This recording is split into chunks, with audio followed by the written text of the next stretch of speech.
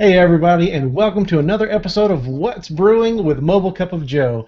I'm your host, Alvie, the bearded barista. It's good to see you, and thank you so much for joining us tonight and letting us be a part of your evening, your life, and your week. If you're watching us live, hey. If you're watching us or listening to us later on the podcast, hey as well. You can always catch up with us a whole bunch of different ways. We have a fantastic show, and I'm super excited about it. We have a special guest tonight. We have a ton of stuff to go over. We even have a giveaway tonight, and so let's just go ahead and kick it off and get rolling. Let me go over a few things before we get started too deep. If you want to get in touch with us in general, let's start there. Hashtag MCOJBrew. That's on all the socials, or just hit us in the comment section of this video or on the event page. And if you're catching us later on the podcast, you can just hit us up on the socials as well. Now, let me introduce some very special people to you, the Brew Crew. Now, there is one missing again, Fred. I'm not sure what's going on with Fred. He is on the road touring. I think he's in Germany or Germania, somewhere around there, or in New York, wherever he is. But he is on, he's got a gig again tonight, so you guys wish him well and tell him good luck and all that kind of stuff. But I'll just run down the line here. Next up, running right to left for me is Spec Sheet Tony. How are you this evening, sir? Wonderful, wonderful. It's been such an amazing week. I don't even know why. It's just been a wonderful week. Everything at work's been going kind of smoothly. We're a little bit annoyed with Sprint's ESN check right now. Actually, Ting's ESN check, because it turns out a lot of Sprint devices which are financed have been getting sold because the ESN checks have been really, really unreliable. And now we're getting the backlash on that. So that's what I've been dealing with. But other than that, everything's been going really smoothly. Oh, fun. Yeah, but not too bad. I'm sure you can handle it. You got it all under control there. Mobile Cup of Joe, how are you this evening? How's your week been, sir? I am doing pretty good, thanks to Michigan being a state of wusses. This is my second snow day this week, I think. So yeah, so I've been enjoying the days off to get a lot of work for Mobile Cup of Joe done. So I had the HTC Desire I that was supposed to come in yesterday, but then I got delayed because of weather conditions, and it was supposed to come in today along with my two drones I bought on Amazon, but those both got delayed again. So I'm kind of disappointed because I had two drones that were supposed to come in the mail, so I was really looking forward to that. But they're not going to get here. But I mean, they'll probably get here sometime next week, not like in the next couple months or whatever when Alvies will get here. But still waiting for that, and yeah, Mobile Cup of Joe work and waiting for drones has been pretty much my week in a nutshell right there. Yeah, Tony's he is infected us with that drone bug. All of us Yes. here at Mobile Cup of Joe are like interested in ordering, and it's just bleeding over to all of our colleagues and everything as well. So, well, fantastic, and I can't wait to see it because I know you're getting yours first. You're shipping in, yours is coming in first. But ones and zeros, Chuck, how are you, my friend, and what's going on for you over there? Yeah, pretty good. Not a whole lot going on for me. Getting some work done on the house, so, exciting stuff. Yes, exciting, expensive stuff. Yes. The joys of owning your own home. Yeah, nothing's ever cheap, and nothing's under, a couple grand if you're doing anything like, normal. Yeah. Yeah, the fun stuff. Well, cool. And yeah, Fred's out of town, but we do have a very special guest joining us from AT&T, Mr. Chris Dirks. How are you, my friend? Thank you so much for showing up and being a part. And tell us a little bit about yourself, and then we'll get into your little, your little guests in just a little bit as well. No problem. Well, thanks again for having me. I love coming on these and kind of talking nerdy with everybody. Myself, I obviously work for AT&T. Been doing that for a while, about 6 years now, and just all things tech. So I would be watching a show like this if I wasn't on it right now. So that's kind of why I wanted to be on it.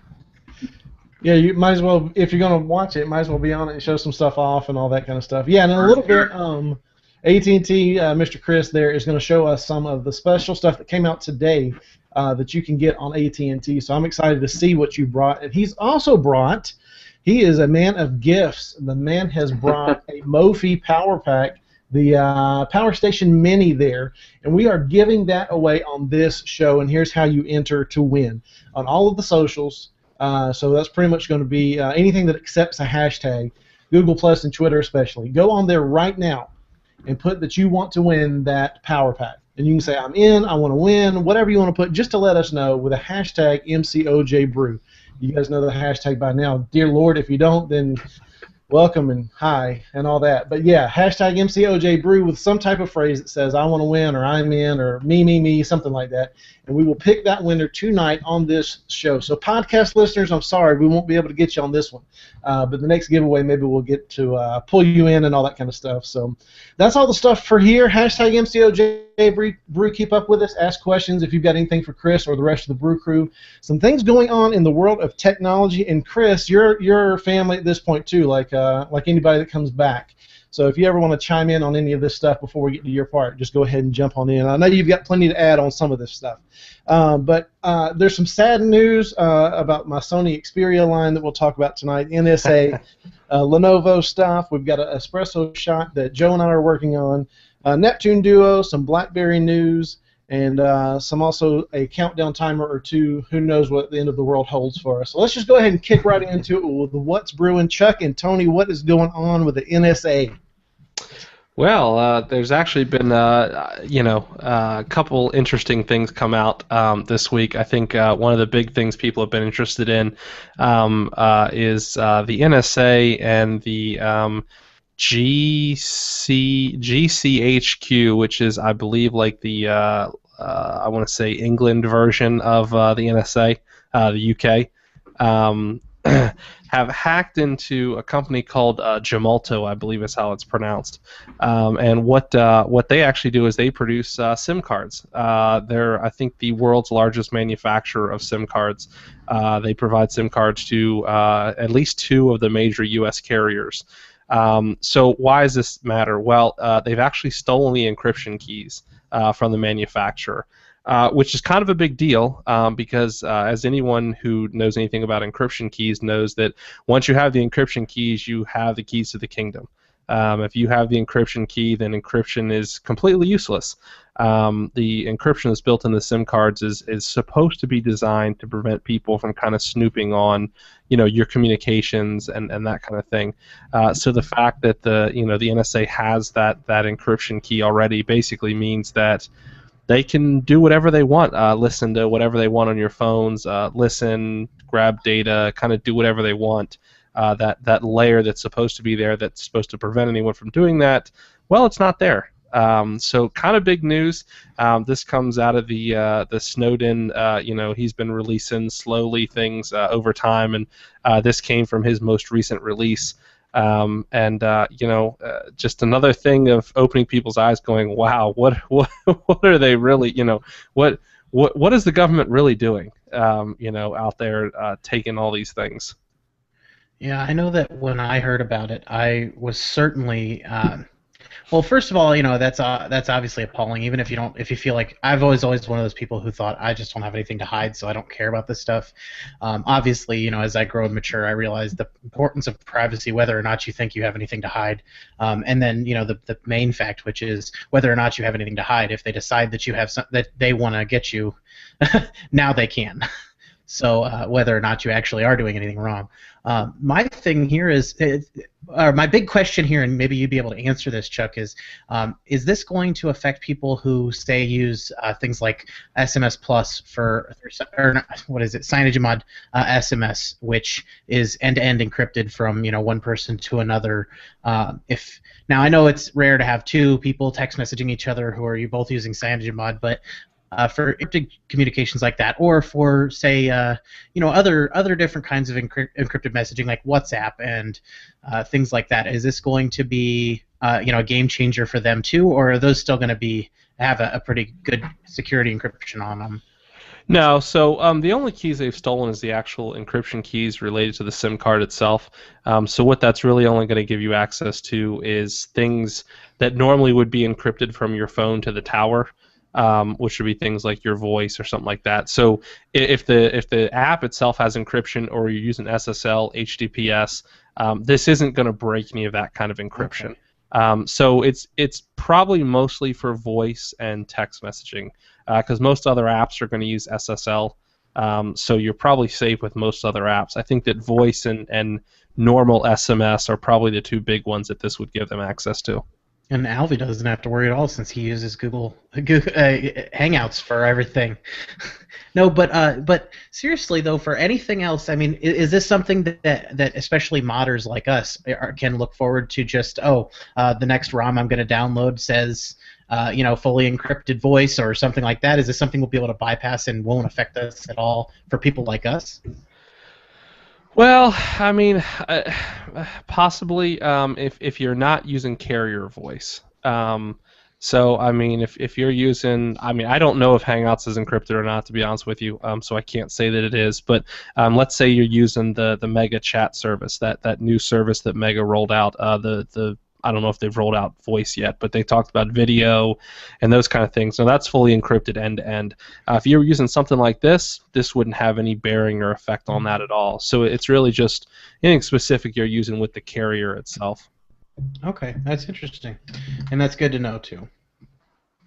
Well, and then the next question then off of that, Tony, is like, all right, well that's great for the ROMs and modders, but like normal people like me, some dude, like where does that put us? Chuck and Chris, feel free to chime in if you kind of can answer some of this stuff for the carriers. But where's it put a normal dude with a phone? Do I need to worry about people like eavesdropping on my conversations? Should I stop texting people things? What should I do to protect myself? And is it really something to be that scared of? Well, I mean, the thing is here is you're not talking about the average, Joe Schmo. This actually is not as big a deal as the next story we're going to talk about here, which is the SSL and Lenovo, which is a much bigger deal than this, because that is accessible by the casual user.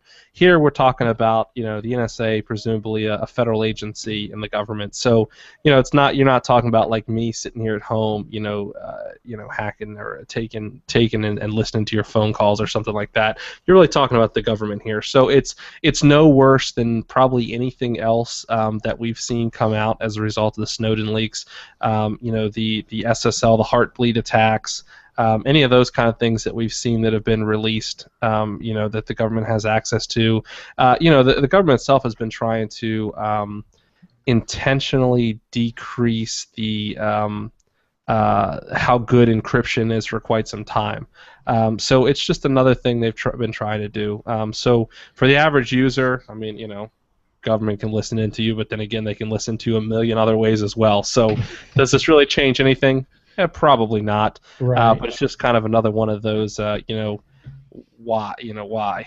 But and once the media jumps on something, then starts hitting headlines and all that kind of stuff. Then the heat really comes on people like Chris and AT&T and Verizon and all those guys. I don't know if you can share your plan or strategy, but I know you guys kind of have to do some like damage control, even though like it's not really your fault or whatever. But what's kind of like the AT&T stance on that, or can you share? Well, I can't speak to specifics, with regard to that kind of stuff. I can just tell you that we take a lot of steps as a company to ensure that the devices that we roll out to an average consumer are going to be as safe from that kind of stuff as possible, and is going to be as private as it can be. Some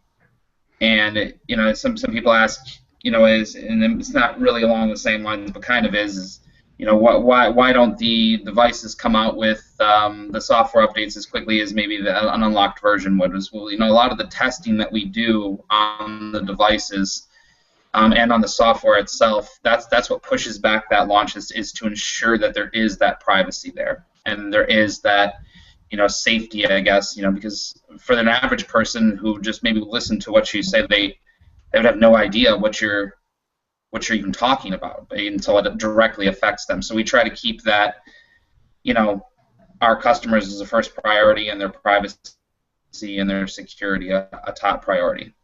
Cool. Yeah, well, I mean, because you're talking like really techie stuff that, even some of us in this chat, I won't point fingers at myself, that don't fully understand that stuff. But, yeah, but you say NSA, and then my ears perk up, and like, well, what is AT&T? What is any of the carriers doing to protect me? Because I don't understand it, so surely they do. So I mean, I know that a lot of heat gets put on you guys to fix problems that probably if the media hadn't jumped on it, headlines hadn't been there, it wouldn't have mattered anyway. Kind of like what Chuck's saying. If they want to listen to you and want to watch you, There's a million other ways to do it. And they don't need your phone to do that. It just makes it easier. Exactly. Yeah. What I would hope to see from the carriers, especially Right. because the carriers have an opportunity here since the information was not obtained in a kosher way. If it wasn't obtained in a kosher way, then I could totally see the carriers saying, "Oh well, what are we going to do? We can't look like we're not cooperating with the government."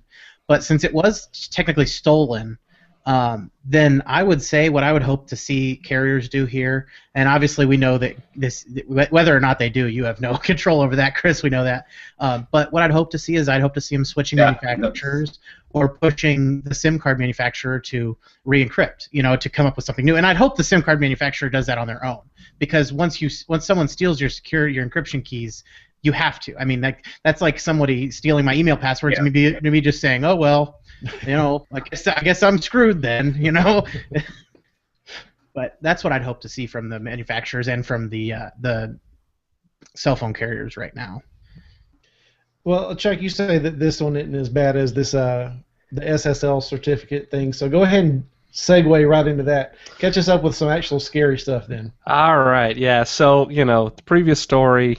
The media will have a heyday with it, and is it the government overreaching? Perhaps, but what I would say is more important and more dangerous right now is a story that came to light this week about Lenovo and their, I believe it's called Superfish, which is really deemed a malware that's installed on all Lenovo machines when you buy them. I'm not 100% sure on that, but so basically what it is it's a way to inject ads into web pages, why a company would have something like that installed by default in their machines anyway blows my mind. But the big problem here is the way that this company does it is they actually install, and I'm going to get a little bit technical here, so Alvie, interrupt me if I need to explain anything.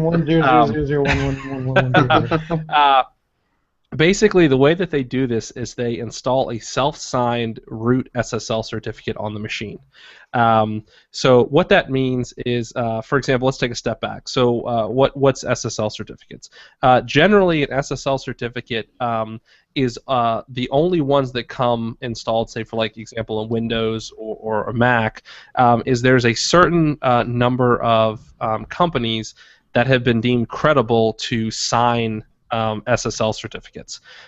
So, for example, VeriSign is one of the very popular ones that people use.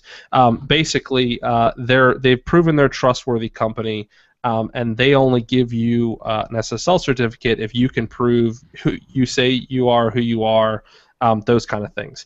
But when they issue a SSL certificate, it's only good for a particular website. So, for example, Google has an SSL certificate, Facebook has one, and so when your computer goes to, say, Facebook, and you're using the HTTPS, which stands for the secure SSL, then basically your computer checks to make sure that it's a valid certificate, and then if it's not, in Chrome you get that little that little funny, I think it's a dinosaur or something that says, hey, this is a security risk. This site says it's one thing, but the SSL certificate doesn't match it. So there's a whole bunch of stuff put in place to ensure that sites are really who they say they are. Well, so now we come back to Superfish, and the problem here is they're putting a self-signed certificate on your computer, telling your computer, trust anything that's signed with this SSL certificate. So the reason this is a problem is because they put the same one on every single Lenovo computer, and someone has actually cracked that now, the key that's used to sign that. So what this essentially can allow anyone to do is use that self-signed certificate, sign a certificate, and do what's called a man-in-the-middle attack. So man-in-the-middle attack is basically like someone picking up your phone and listening to your conversation, and you have no idea that they're there. So you're going to Google, typing your password in there. The browser is saying, yep, this is Google, the SSL certificate's valid, but it's really not. You're actually being routed through a middleman who's stealing all your information. And this is all done because they basically circumvented the normal system for SSL certificates and put their own one in there, which has opened up all these Lenovo computers to this attack, which is a pretty big deal. SSL is used basically to secure your bank credentials, Gmail, any password that you type in at just about any website is secured via SSL. So the fact that Lenovo's computers are essentially opening up themselves to anyone being able to man the middle is a huge deal. I think pretty big deal. And definitely this needs to probably get the most media attention of anything that comes out of the news stories this week. So is that still vulnerable, or are they trying to patch that, or what's the deal? No, there's no. The only patch is to remove that software off your machine. So if you have a Lenovo machine, I don't know the exact steps for removing it, but you want to remove that software, and you also want to get rid of that self-signed certificate. I'll try and find a link to a how-to on how to do that, and we'll post it on the socials. So if you guys have a Lenovo machine, you definitely want to do that. Gotcha. Well, and I read, and I don't know if it was from a valid source or not, so I won't confirm, that Windows Defender has started to attack that already. And it goes in, removes, replaces, and fixes all the kind of stuff. But I wasn't sure if that was real, if you'd heard anything about that yet or not. So I didn't want to lead you in there if that wasn't true. But that's possible. That's a way to get rid of it. I saw something about that too. Highly possible. It would not surprise me. Microsoft, for all the crap that we give them on the show, they do care about security. So it would not surprise me if they push that out. Gotcha. Yeah. Again, ones and zeros, but yeah, that sounds like it needs to be priority one as far as security and safety and all that kind of stuff for anybody using a Lenovo machine or the like. So would that bleed over into, because doesn't Motorola and Lenovo shake hands, is that bleeding into handsets at all, or is that just Windows stuff, or do you know? No, it's just the PCs, and actually it looks like in a statement from Lenovo, they stopped preloading that software a month or two ago. So they no longer use that software. And even though Lenovo owns Motorola, they're still kind of operating as two different companies. So no, I'm pretty sure it's just the PCs. Gotcha. Fair enough. Okay. Well, let's get that fixed, and let's talk about the death of my Xperia line. Guys, my heart hurts tonight. Sony Xperia, you guys know I am an Xperia fanboy to the core, and pretty much they're going to cancel the Xperia line pretty much at the end of this year. They're going to continue support, and they're going to continue to roll out whatever has already kind of been announced on that, but they won't be at any of the new conferences, no new phones, no new tablets. So my 8-inch Sony Xperia Z3 tablet compact will probably be my last Xperia device, and that hurts my heart. You guys know how much I love this stuff. Here you go, Alvie. Get a real device. Get real. Slow down. The Xperia line's not even cold yet. Man, I still feel a pulse. Here, okay, you give me laptop. Give me Lollipop on this Z3 tablet, and I'll ride it probably till the day it dies. But I still don't have Lollipop. And I am rolling a Kit Kat, and it's killing me to death to keep Kit Kat. But anyway, yeah, I know that you guys have some better stuff, and I'm tainted, a little biased to the Xperia line. But honestly, yeah, sales haven't been there, and just really support hadn't been there, and just people don't care enough about it. If it's not a PlayStation device, they don't want a Sony, sadly, because it's a really high quality. Yeah. Well, it's a really high quality thing. Yeah, if you think about it too, they haven't really broken into the U.S. market. Not really. I mean, they've got the true Xperia device on T-Mobile, and then of course they let Verizon take the Xperia device and smash it against a wall and destroy it and then release it. They just haven't broken into the U.S. market, so it actually doesn't really surprise me. No, I'll say the Z3V on Verizon is actually one of the best Verizon exclusive I used to give for the Droid Turbo, but I mean, the Z2 tablet too that was on Verizon, that's one of the best Android tablets I've ever used. So I can agree with Alvie here. It makes me sad too to see the Xperia line close, because I've never really owned a Sony Xperia product before. But I reviewed the Z1S on T-Mobile, the Z3V on Verizon, the Xperia Z2 tablet. I mean, they're all fantastic devices, and Sony makes really high quality stuff, but they never really broke through with customers here in the States. Sony CEO Kazu Hirare, I'm probably butchering that. He basically just kind of gave the death sentence with a report. And he said, quote, Sony would no longer pursue sales growth in areas such as smartphones. So, I mean, pretty much confirmation from the CEO that the Xperia line here is gonna be dying here within the next few months or so. So it is sad to see too, because like we already saw earlier this year, Sony said that they're going from a 6-month release cycle of their flagship devices down to a 1-year release cycle. There was a ton of job layoffs, and so it's not like it's too much of a surprise, but it is kind of saddening to get the official confirmation from the CEO of the company that this is something that is happening. It's happening really soon. Yeah, well, you know, my last. Oh, go ahead, Tony. Go ahead. I was just gonna say the real sad thing about that is that those 3 devices, 2 or 3 devices you mentioned, are like the only Sony devices, with the exception of the Xperia Play, which I think made it onto 2 or 3 carriers. But still, those are the only 3 devices that Sony's ever really pushed on carriers since Android phones, and it's really, really saddening to see that. I think one really early Android phone aside from that, because they didn't even try to make it in the U.S. They didn't try to work with the carriers to get stuff pushed out and to get stuff released, which is really sad because you look on Google Plus, and almost everybody who decided that the Nexus 6 was too much money or too big went with a Sony Xperia, a compact or a Z3, and that's showing a lot because they're spending $500 and $600 just to get that device in their hands. And I think if the carriers had that option, all of them, and not just T-Mobile, not just Verizon, then they could have really made a name for themselves in the U.S. And it's really sad because everybody knows Sony, everybody, but instead people are ending up with really, really low-end LG devices, really, really low-end, no-name, ZTE and Alcatel and all that. Because they just don't have options.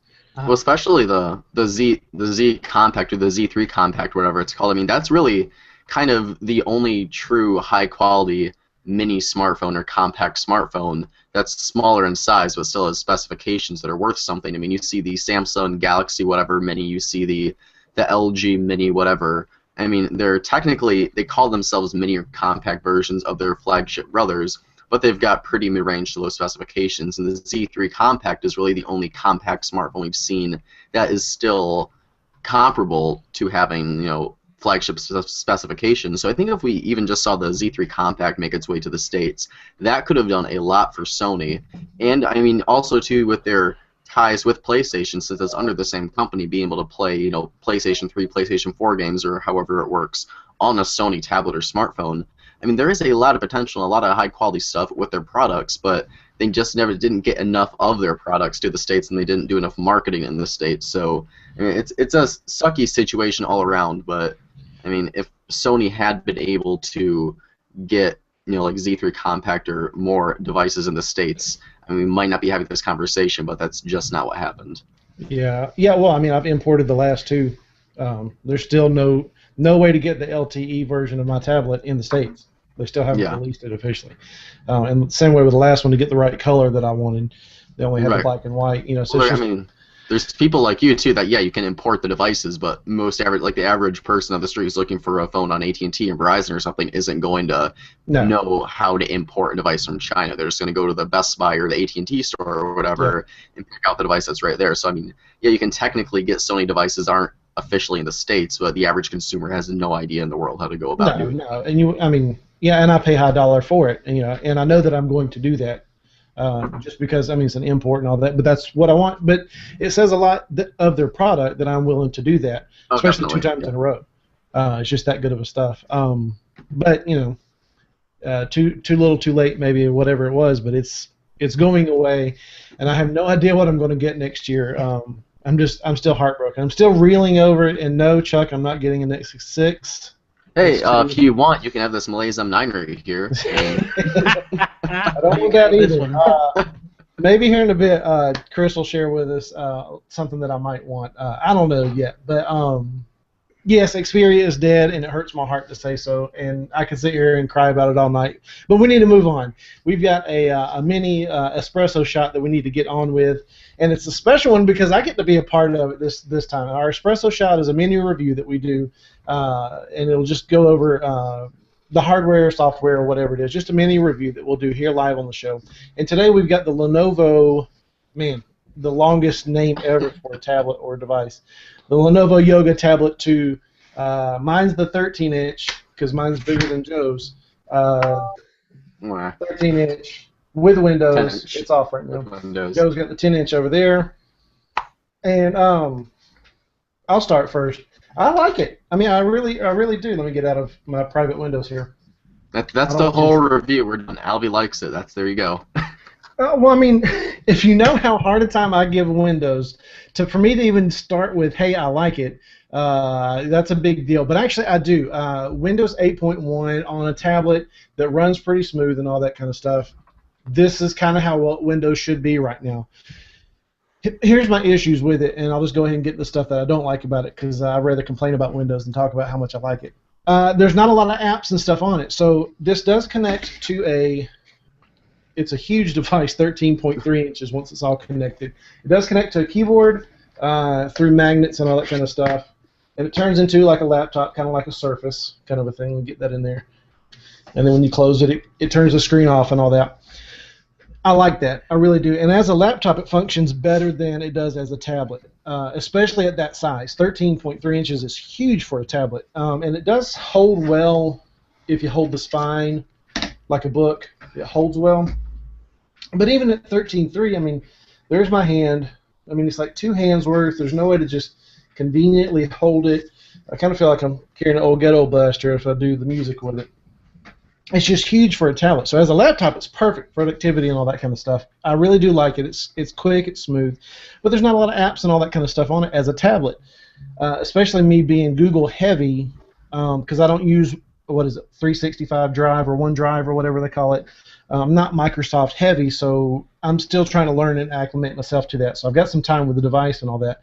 But as far as like first impressions, how it works, would I probably prefer the 10-inch that Joe's got? Probably. But the first thing, and that's what I told the guys, is it really lets you know the shortcomings of an Android tablet. So, Chuck, you've talked about the Nexus 9 being an inferior tablet, and I agree. Now that I've had a Windows tablet to see what kind of like it should be, but at the same time, it doesn't fully function as a tablet. It's more of a touchy laptop kind of Chromebook style feel to it. But yeah, I like it in general. Joe, feel free to chime in on your 10-inch because you may have some different points of view with the smaller screen size and all that kind of stuff. But yours is Windows as well, right? Yeah, mine's Windows 8.1 as well. But I just want to kind of bounce off what you said about it kind of being like a laptop or a tablet or whatnot. I mean, when you're dealing with kind of like a Windows tablet like this that is running a full version of Windows, whenever I get a device like this into review, I'm always not sure how to use it. If I should use it, you know, as a desktop with a keyboard like a standard Windows setup, or if I should use it in the Metro UI with all of the Windows applications and whatnot like that. And with Windows in its current stage, if I want to use this thing as a tablet replacement for maybe something to replace my iPad Air, it's not really in a position to do that simply because if you go to the Windows Store in here, the application selection is just not there. I mean, you've got Twitter, Facebook, you've got all of the Bing applications, you have YouTube clients, Spotify clients, but really it's just lacking a tremendous number of applications that I use on a daily basis on a larger tablet like this. But if I want to go and use it as like a standard laptop in the desktop mode, I was using it in Google Chrome the other day in the desktop mode, and I had about 10 different tabs are open or something. And I mean, the thing was just crawling through those. I mean, if I could click on a new tab, and it would be like a 3-second delay before it actually pop up with the tab I clicked on. So it's kind of, these tablets and these two-in-ones are still kind of in a confusing position of, do I use this thing as a laptop replacement, or do I use it as a tablet replacement, or do I use it as my full-fledged tablet over an Android tablet or an iPad? It's kind of a weird mix between the two. Now, like Alvie and I were talking about, the snap feature with Windows being able to use multiple applications on the screen at once, and I'll go ahead and demonstrate that real quick, is something that Android tablets give for multi-window on these Samsung devices. Just being able to swipe out an application and run 2 apps at once on the same time, having my weather here and my email here, and if I want to, being able to swipe out a third application, I think. Can you do 3? I know in the No, larger. I can't do 3 on mine. I can do just 2. Could have sworn I got 3 the other day. Maybe I'm not. Maybe I'm going crazy. Either way, just being able to do 2 applications at once on the screen at one time makes a big difference in how productive you can be with a device like this, and that's really something that Android tablets have been missing for quite some time. But then Android tablets do have the better, or iOS, iPads, or Android tablets, however you want to go about it, do have the leg up on this if you're talking about application selection. So at least for the Yoga Tablet specifically, the kickstand does make a big difference with how you can use it. I mean, even just being able to prop it up on a table without having to worry about a case, or if you just want to go ahead and be crazy and like hang this on a nail on your wall, just that simple kickstand and having it be so sturdy like it is being made out of aluminum, or I think it's aluminum, whatever it is, it does make... What's that? It's metal for sure. Metal, some kind of metal. It really does make for fun use cases, and I use this thing to make the Google Plus page for tonight's event. I used it to create our notes, and I'm actually using it tonight to reference our Google document for tonight's show notes.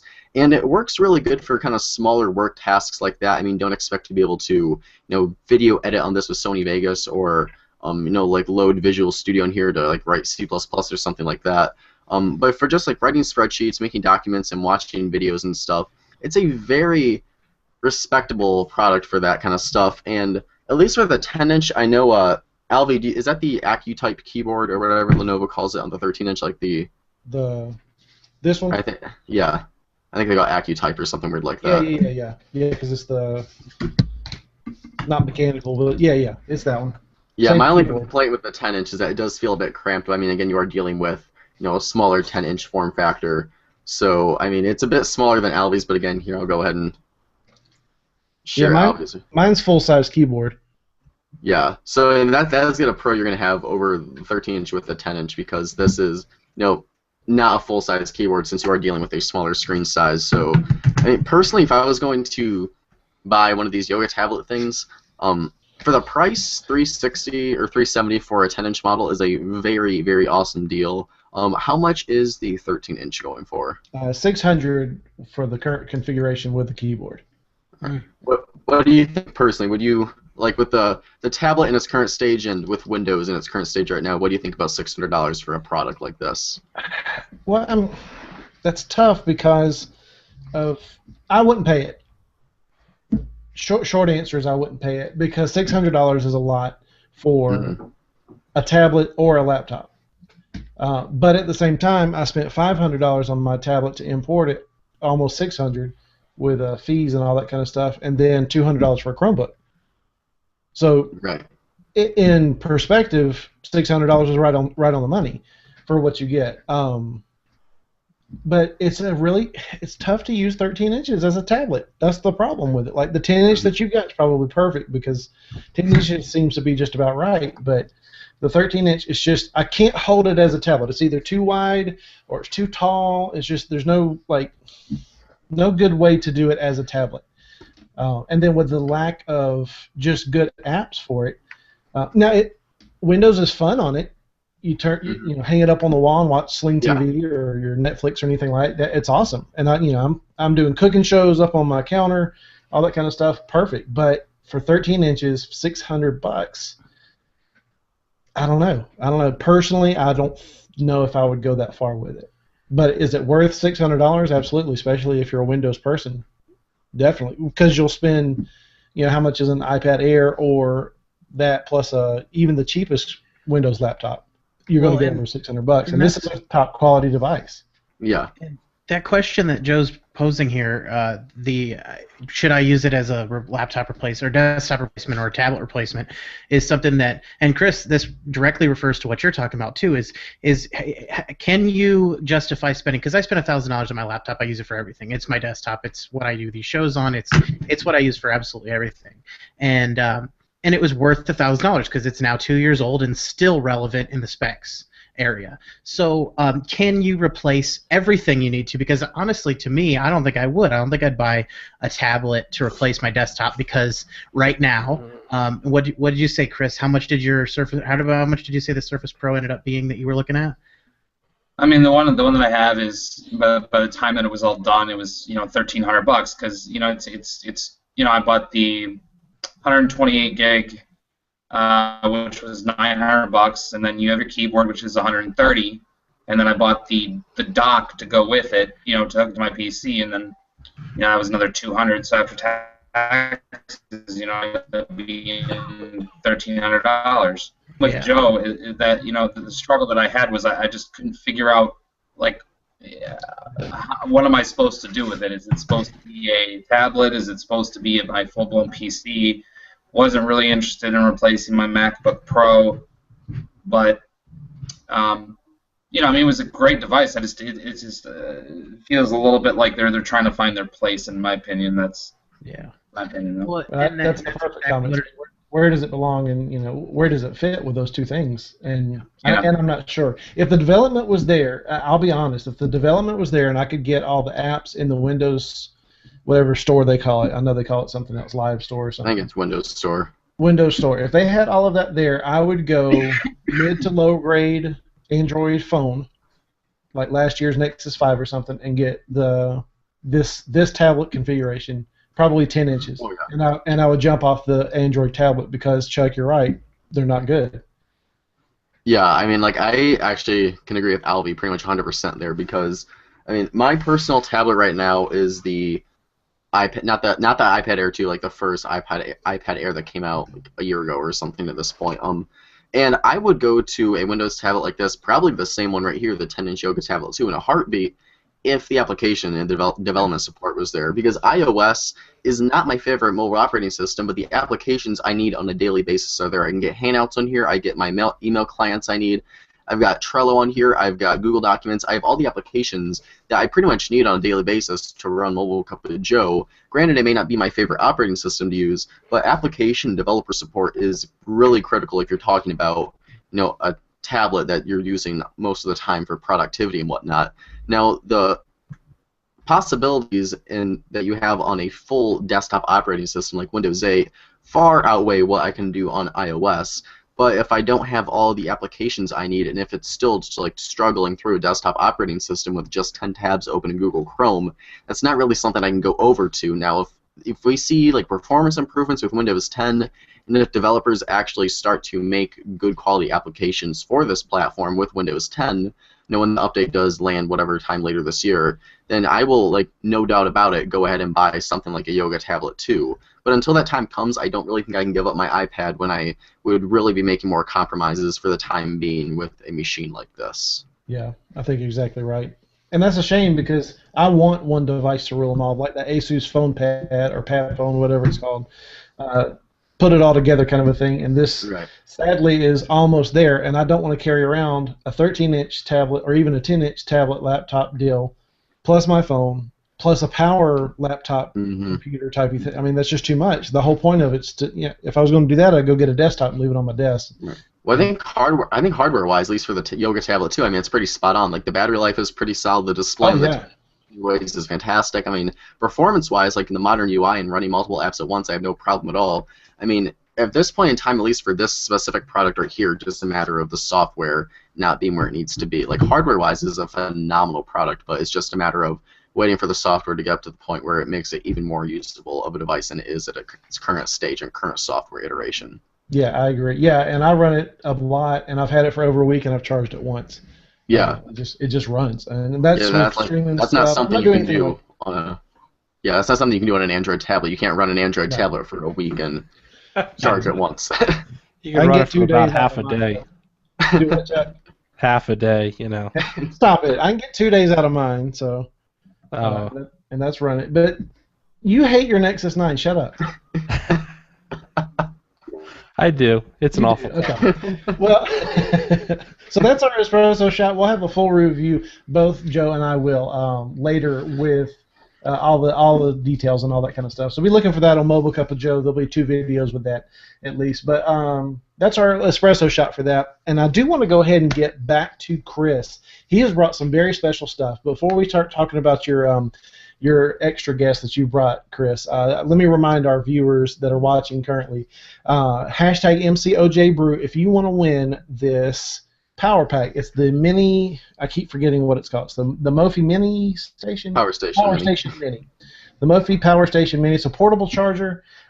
If you want to win this, hashtag MCOJBrew with some type of phrase that says, I want it, I'm in, I want to win, something like that. And we will pick that tonight before this show is over. So, Chris, I'm going to give the floor. You have the reins. You are driving this thing. Go ahead and share a little bit about your guest there. The BlackBerry family is back. They are back. I've been listening to you guys talk, and the last time I was on here, we reviewed some stuff too, and I know you are all avid Android fans, it seems. But I am a big BlackBerry fan, and I am very excited that they came back with these devices.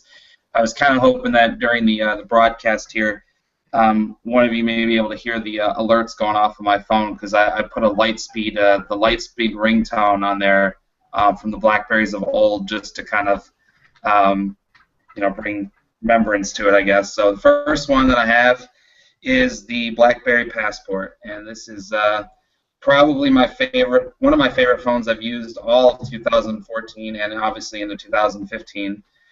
Very unique, very interesting design. Wasn't sure how I felt about it reading about it, but now that I have it, I absolutely love it. So, just show you that real quick there. It looks like an LG Intuition that could actually be a good product.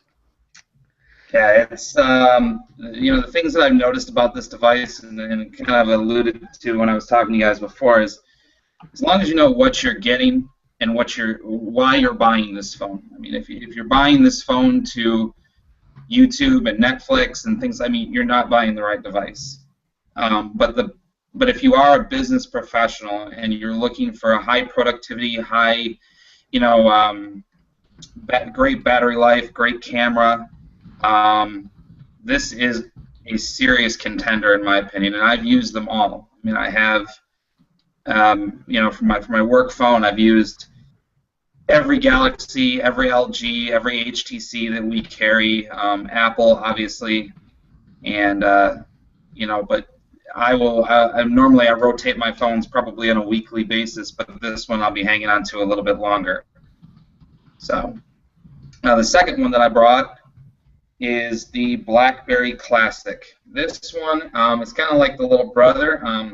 Wasn't as excited when I heard about this, but now that I have it, I'm actually debating which one I'd rather use. I may just swap SIM cards on a daily basis, just depending on what I feel like for that day. I mean, the thing that I love about this is it's very much like the BlackBerry Bold 9900 used to be, which was one of my favorite phones. It has a trackpad.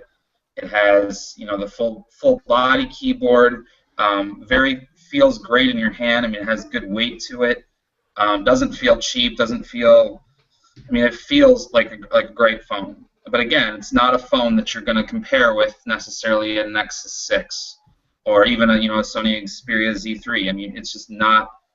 It's not built for that. It's built for people who care about messaging and battery life and just a little simple. Even the red. I was hoping I would get it to show you here, but even the little red indicator light at the top that everybody seems to love, that nobody else can duplicate for whatever reason. So both of those. I mean, all those things. I mean, I've been really impressed with both of them. I got to play with them now for a few days and before they got released, and I've been nothing but impressed. I gotta ask, how does the keyboard work on the Passport? Because I've heard it's like one of the best out there, but it just looks like it'd be really difficult to start to use something that's like that weirdly shaped on a phone. It is a little different. I'll see if I can maybe show you a couple things here. The first thing here is that the keyboard itself is touch sensitive. Let me open up a browser here. Just anything. Let's see. ATT.com. All right. So when the browser or when the phone is or when the web page or an email is up, whatever you're looking at, you can actually, it's a touch sensitive keyboard. So all you have to do is just drag your finger on it, and it will scroll left to right, top to bottom, Very, very sensitive, very responsive. Nothing that's I haven't experienced any lag or it not responding or anything like that. The thing you need to really get used to when typing is, you let's say I was going to compose a message. The the letters are right here. Obviously, the letters are right here. But then, if you want anything else, it's up here. It's a touch-sensitive keyboard. It brings or touchscreen pulls up numbers and symbols and things like that. So, did it take some getting used to? It sure did. But now that I have it, typing on anything else, and like I was telling you guys before, I mean, I had an unlocked Passport before we launched ours, which Joe I sent you a picture of. It took me a second to get used to it, but now that I've used it, I really love it. Can you control the cursor when you're entering text with the touch-sensitive keyboard? Can you like slide it and move the cursor around? Not very easily, and I wouldn't say that that's something I would do, but I would say on the Classic though, because it does have that trackpad. That's one thing that I did almost forget about. When I open up the browser, there's actually a mouse pointer. Yeah. When you roll your finger over the trackpad, and haven't seen that in forever, so yeah, that was kind of a throwback. Cool. With it, I think it's like BlackBerry 10.3. I think it was like the latest update. Have you tried installing any apps from the Amazon App Store and other Android apps? Have you tried those? Do they actually run? Do Android apps actually run good on the BlackBerry operating system, or is there any wonkiness there? Or do they run pretty smoothly for the most part?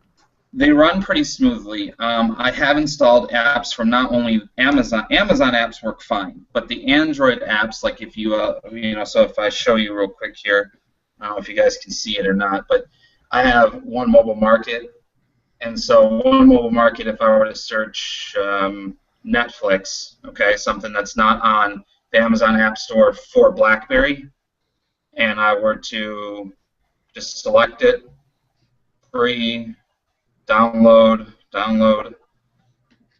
it'll start the download, and when you go in there, BlackBerry actually it gives you an option to resize the app by swiping down, which is kind of interesting, to make it more functionality. I mean, I've used a few multimedia apps. I've used Netflix, I've used HBO, Stars, things like that, and they've all operated normally. Anything that runs Google services, though, Google Maps, Google Now, anything like that, that's not going to work. So don't try it.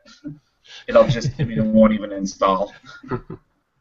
So it's cool though. You get Netflix and all that to work, but like you said, if you're getting a device like a BlackBerry, you're obviously you maybe do Netflix and HBO Go and that on the side, but you're primarily going to be buying it for sending out emails or be more of a productivity device, whereas a Moto X I have, for example, it's kind of made for entertainment multimedia, but we're talking about two very, very different smartphone categories. Yeah, the thing that I really would that's the biggest thing I'd like to stress is the things my favorite thing is the BlackBerry Hub. BlackBerry Hub it sorts everything into order of what account I'm using at what time, or if I want to view everything all at once, and that's something. Okay, so you just see what happened here after the app got done. It gives me the option now to install, and it'll install, and then I'll be able to accept, and hopefully here, barring any unforeseen difficulties, this should finish installing and work just fine. We'll hit open, and there's Netflix. Cool. Very cool. Sweet. So, that's impressive.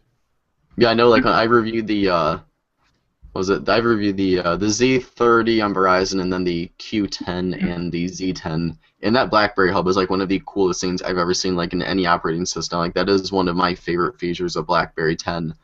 Just how bundles all of your your emails and your messaging and all your notifications, and that one section is one of the most organized things I've ever seen on a mobile operating system. It's just one of the coolest things on a phone, which I'm awesome. I'm thrilled that AT&T's getting the Classic and the Passport now, because I think Teresa's going to be sending out some review units like as soon as she gets some, because I'm just like can't wait to see like to play with that again. And now that there's like support for Android applications, it's actually in a position now where I might consider picking up a BlackBerry device, because I'm younger, so I didn't really grow up in that time where BlackBerries were like huge and popular. Like when I was getting a smartphone, it was already onto Android. But like when I did get the like the Z10, the Q10, like the Z30, I fell like instantly in love with the operating system. So with like more hardware, like the Passport being kind of like the big flagship for BlackBerry right now, and then the Classic as well, and a new update to BlackBerry 10.3 with Android applications, I'm really excited to try that again and see like what BlackBerry has improved with the operating system as a whole, and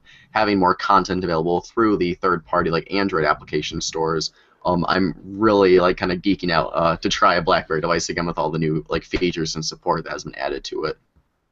Well, funny thing about that is right before I left tonight, I left something in my store, and I came back in, and there was two people, and they were I'm the only person that has the Passport in my store, and I came back in, and one of my representatives is like, oh my gosh, can you show these people the Passport? And this guy got just super geeked out because he'd never seen one, and wanted to take it and play with it, and of course I wouldn't let him touch it, and just, but no, it is very cool. Even the Classic, the BlackBerry Classic, has a lot of really cool features that you're kind of missing out on some of the newer phones.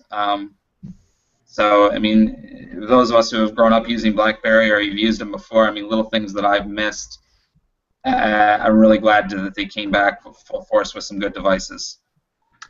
You do have a question from Sahil Tawari in our Q&A. For Chris, he says, can you please show us how the BlackBerry Assistant works? BlackBerry Assistant. Okay, so there's a couple different ways. Just like, one thing about BlackBerry is there's it seems like there's 14 ways to do anything, which is a good thing because it's not, unique, or it's not just one thing. But BlackBerry Assistant is, obviously equivalent to Siri or Google Now. And the easiest way I found to do it is on the side you have your volume toggle buttons up and down, and in the middle there's a third button, and that third button can do a multitude of things. But in this case, if you push and hold it, the Assistant comes up. But another kind of way to get to that is if you just start typing anything on the keyboard. So if I typed "mobile cup of Joe" and just started typing, it will search my phone, but then it'll use the Assistant to search the web or whatever else I'm doing. So that's the Assistant is a kind of a cool feature. But Siri or Google Now, it's but the universal search is the best part about it. So I hope that kind of answers your question. There we go. Oh, it's pretty neat that you actually have me interested in BlackBerry more than I ever thought I would be. It's a little different. Even something as simple. It is. What's that? It used to be. It's not quite so antiquated. I like, especially how the trackpad has been replaced by the keyboard, a physical keyboard with touch capabilities. That's pretty neat, actually. One other last thing I would show you. This is something that may sound really stupid and really, whatever, but to wake up, just to wake the phone up, you don't even have to actually touch a button. You can just actually kind of raise your finger on the keyboard and then drag it back down, and it'll put it back to sleep. So that's cool. Kind of a cool feature too, just to see if you have any notifications. And the BlackBerry Classic, it does have that trackpad, so even little things like if you were to hit unlock or you and enter, it'll unlock your phone. So it's kind of a cool thing. I like it. Yeah, so I'll go ahead and give you my address after we get off the show for the review unit, so I'll go ahead and check those out for you. But no, they're hard to come by right now. They are. I'm lucky I got mine. But actually, I'm impressed with you're coming with a two-headed approach, because you've got the Classic kind of thing where like your old BlackBerry people, they still got that, but then also something that works for people that have, I don't know, not graduated but moved on. So it fits both people. It's pretty smart. Yes. And there's a big price difference between the two too. I mean, the Classic comes in at around $400 full retail, 410 or something like that, and the Passport is around $650. I mean, it's a higher end phone, but specification wise, I mean, there's loads of differences there. So. And you talk about that's full retail, and you may have mentioned it. I'm doing like 6 things at once. Did you mention the AT&T contract pricing? Tier contract pricing on each one. The Passport comes in at $199.99. The Classic comes in at $49.99. But given the way our rate plans are structured right now, most people end up going with our AT&T Next program or something along those lines, or buying the phone outright just because the plan is more conducive to do it that way. Cool. Excellent. Fair enough. Do we have any other questions over there before we move on? We got to get a winner for this McAfee. Go ahead and. Cool. Let's do it. All right. Well, Chris, thanks a bunch for sharing all of the BlackBerry fun. And seriously, you got me interested in at least checking that thing out. So always nice to have options when you're trying to recommend a device for someone, because we've mentioned it on our show before that people come to us when they want to know like what device to get, and it's nice when I can say, for you, for this need, then this may be a device for you. So, without feeling so bad about, it's an option again. So good to know BlackBerry's back. They are coming back, and I hope people give them a fair shot. It's not going to be for everybody, but it's going to be for a lot more people than I think they may realize. Yeah. I think probably the hardest thing for them is trying to make a comeback like that, where people have already written them off. People like us and people that watch the show, and then like give it a fair shake and have people like us that can recommend it and say, hey, no, this actually is something to look at again. I think they got just the uphill climb on that more than they should, but give them a fair shake. I think it's actually something decent. Yeah. Sweet. Yeah, so thanks so much for coming on, and feel free to hold up that McAfee pack one more time as we announce a winner here in just a minute. Once again, we have picked our winner. The voting is closed for the McAfee Power Station Mini, and Joe, do you have my drum roll for me? I do. Let me actually load up Google Effects. Hopefully I can get the right drum roll, unlike last year where I got the rim shot, the wrong sound effect. Joe's too busy over there trying to program, so he's... Yeah, I like how he brags online that C++ is so easy, and then he's always in our chat going, Chuck, help. that was twice at most. So.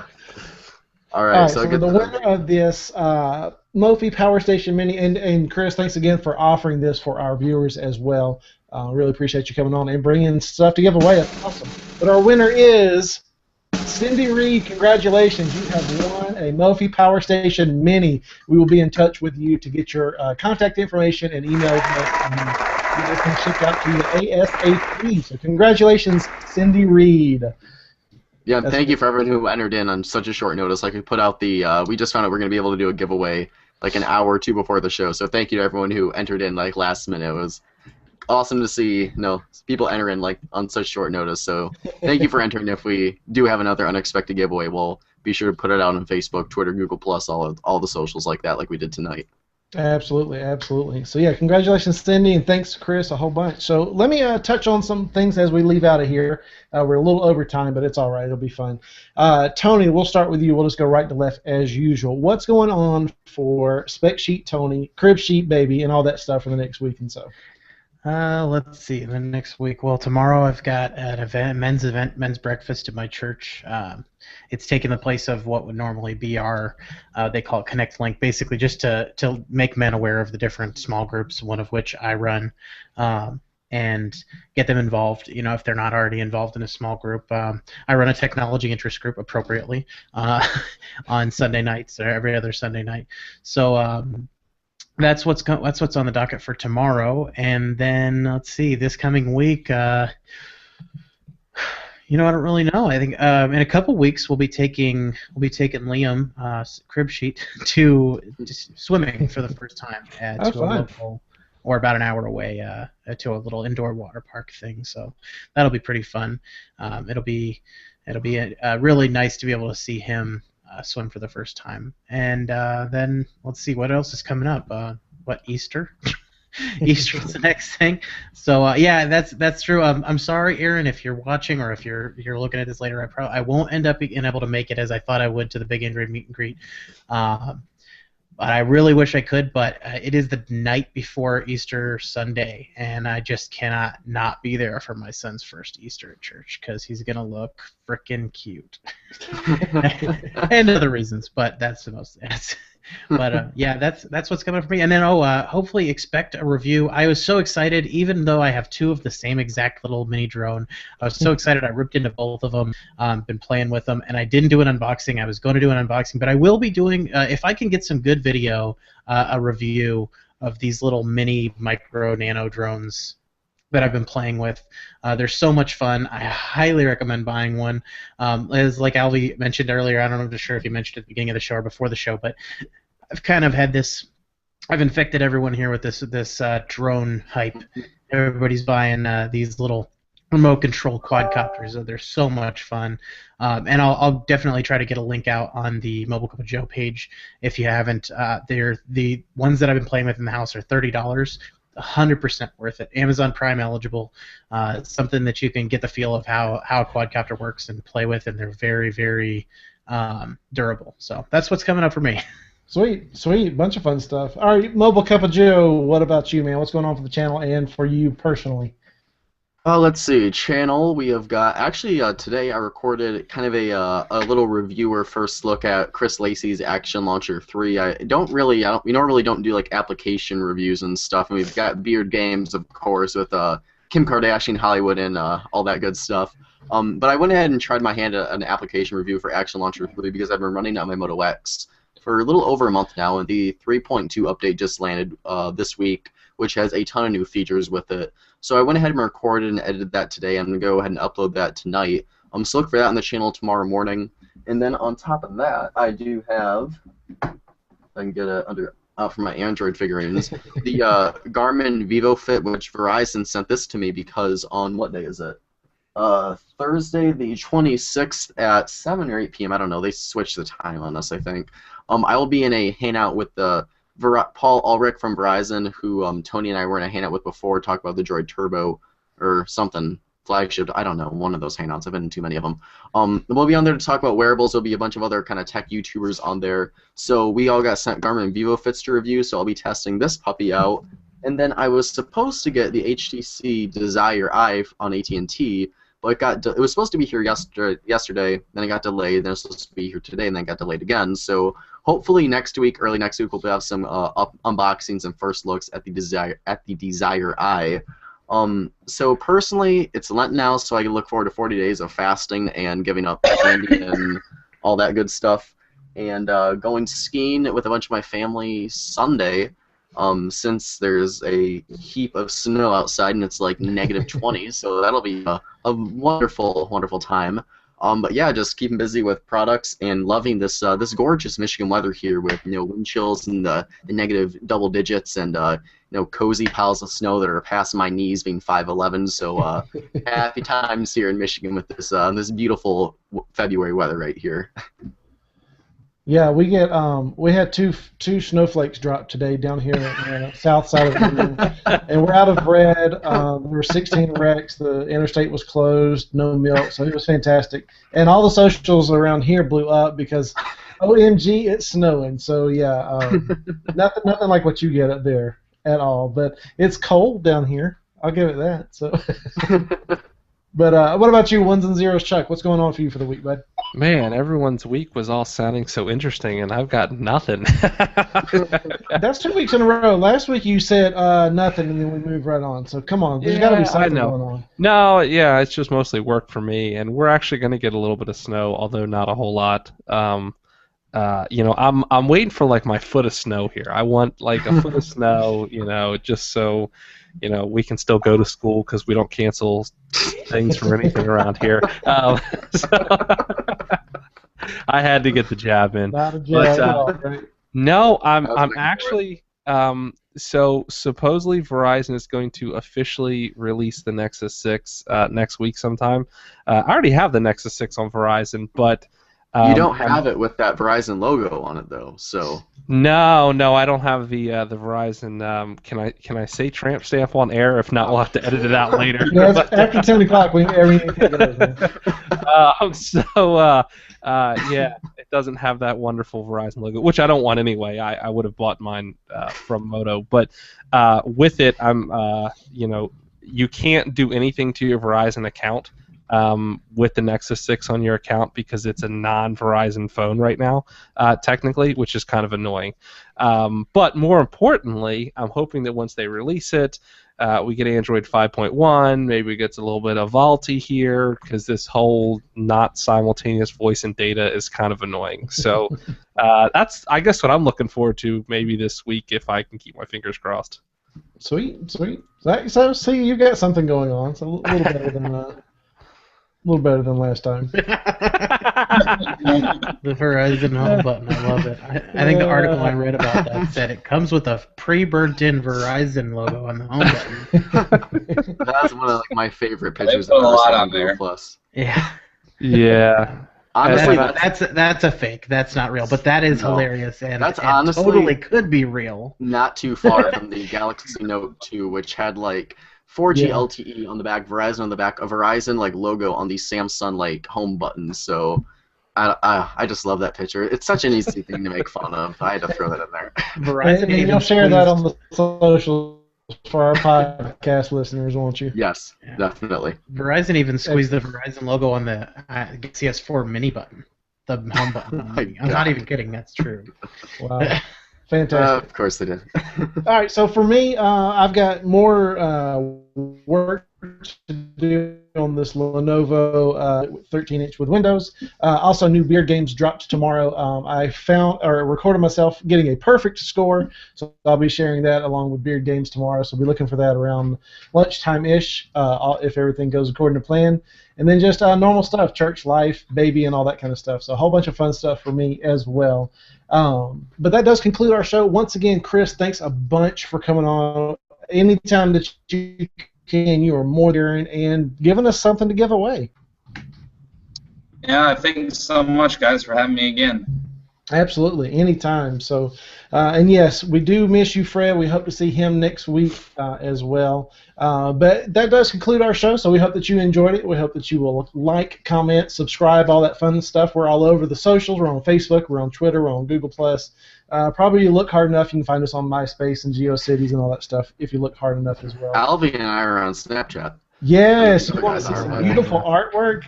Hop on my Snapchat.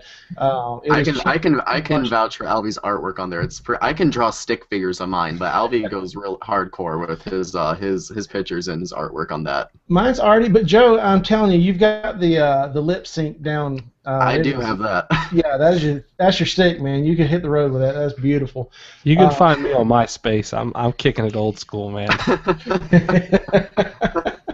MySpace. Oh man, I miss it. I wish it would come back. So I'm reminiscing. Actually, it wasn't better than Facebook, but I'll just keep moving on that. Just nobody. Everybody is out there. Like, comment, subscribe to the channel and all that. If you have other questions for the Brew Crew or for Chris, go ahead and hit us the hashtag MCOJBrew. We'll still keep an eye on those, and we can get in touch with Chris for any questions that you've got or get you guys in to look with that. Congratulations again, Cindy Reed, for all of that stuff and winning and all that. We'll be in touch with you soon. And but that does conclude it for tonight. So for Chris, Fred, who is missing, Chuck, Joe, Tony, and myself, thank you guys so much for watching and listening, and we'll see you next week at 9 p.m. Eastern. Good night. Night.